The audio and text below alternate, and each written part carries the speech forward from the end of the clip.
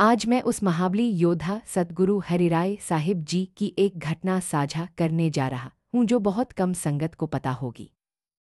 गुरु हरगोबिंद साहिब जी ने अपने हाथी महाराज राव के वंश को बसाया था। छठे गुरु जी से अर्ज की गई कि उन्हें गांव बसाने के लिए जमीन दिलवाई जाए। गुरु जी ने इलाके के चौधरी लाला कौड़ा और बघेले को कहा कि इन्हें जमीन दे दी जाए, पर लाला कौड़ा ने गुरु जी की बात न मानी। फिर गुरु जी ने वचन किया, कालिया तत्तियां तोड़िए, उठ के चले जाओ, जिधर से आए हो उधर ही चले जाना, जहां दिन छिप गया वहीं बैठ जाना।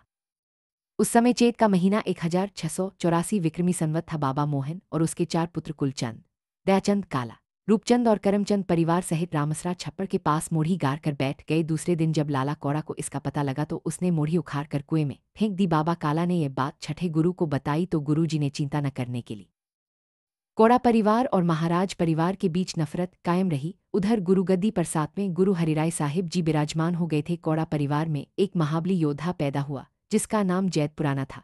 उसका सामना इस धरती पर कोई योद्धा नहीं कर सकता था। सभी योद्धा उससे भय खाते थे।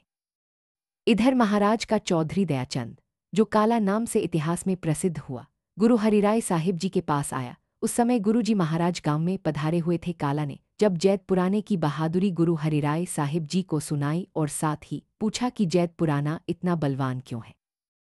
गुरु हरिराय साहिब जी कहने लगे, उधरी काला जी सुनो, उसके योद्धा होने की कहानी। एक दिन जैतपुराने की माता सुबह कोठे पर बैठी थी। उस कोठे के पास ही एक नदी बहती थी। उसी नदी में एक बब्बर शेर पानी पीने आया। जब जैतपुराने की माँ ने नदी की ओर देखा तो उसने पानी में उगते सूरज की चमक देखी। उसी समय शेर ने दहाड़ मारी। रब की मर्जी से उसी क्षण जैतपुराना उसकी माँ के गर्भ में आया, उगते सूरज की चमक।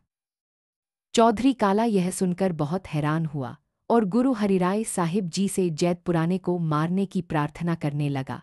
यह देखकर गुरु हरिराय साहिब जी ने काला को धीरज देते हुए कहा, चौधरी जी, आप उस पर चढ़ाई करो, गुरु नानक साहिब जी आपको जरूर विजय देंगे।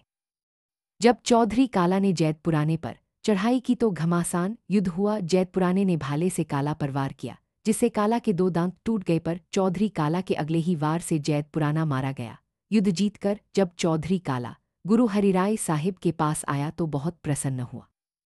चौधरी काला कहने लगा, गुरु महाराज जी, जिस जैतपुराने को जीतना सबके लिए नामुमकिन था, मैंने उसे बहुत जल्दी मार दिया। जैतपुराना तो मेरे सिर्फ 2 दांत ही तोड़ पाया।